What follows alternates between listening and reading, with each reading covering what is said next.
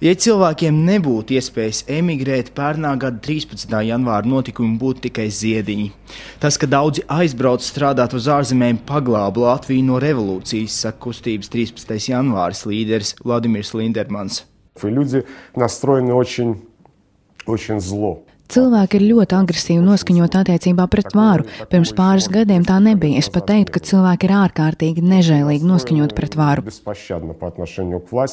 Galvaspilsētā šīs dusmas nav tik izteikti pamanāmas, taču reģionos, piemēram Latgalē, kur sirgst ar lielāko bezdarbu, cilvēku, sevišķi jauniešu pacietības mērs esot pilns. Lindermans norāda, ka tieši jaunieši no provinces bija 13. janvāra notikumu galvenais dzinējspēks. Tas bija emocijas sprādziens, kura galvenais motors bija jaunieši no provinces. Motoram, да, это была провинциальная молодежь. Lindermans saka, ka ir nepareizi 13. janvāra notikumus saukt par grautiņiem. Tas, viņa prāt, bija pret varu vērsts dumpis. Un, ja cilvēkiem nebūtu iespējas no šīs valsts aizbraukt, tad šādi un vēl agresīvāki dumpi atkārtotos.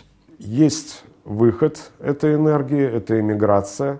Dusmas, visa šī negatīvā enerģija izpaužas emigrācijā. Vara tajā ir ieinteresēta, jo pateicoties tam, ka cilvēki no šejienes brauc prom, Latvijā nav notikuši lieli dumpji. Ja šai agresīvi noskaņotajai sabiedrības daļai nebūtu iespējas emigrēt, Latvijā notiktu lieli satricinājumi. Lindermans norāda, ka varas pārstāvi šos emigrācijas efektus lieliski apzinās, tādēļ arī klusībā atbalsta cilvēku izceļošanu. Я думаю, что не случайно там премьер-министр Dombrovskis, он даже так несколько раз. Tas nav nejauši, ka premjeras Dombrovskis un citi valdības locekļi ļoti izvairīgi runā par šo lietu, sakot, ka šajā emigrācijā nav nekā slikta. Patiesībā no valsts viedokļa tas ir briesmīgi. Te paliek aizvien mazāk cilvēku, un jo mazāk cilvēku, jo grūtāk ko radīt.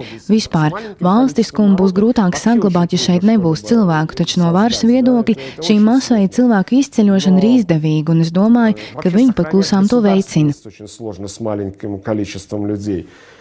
Вот. Но с точки зрения опасности бунтов против правительства, они, конечно, правы. И я думаю, что они тихонько способствуют этому.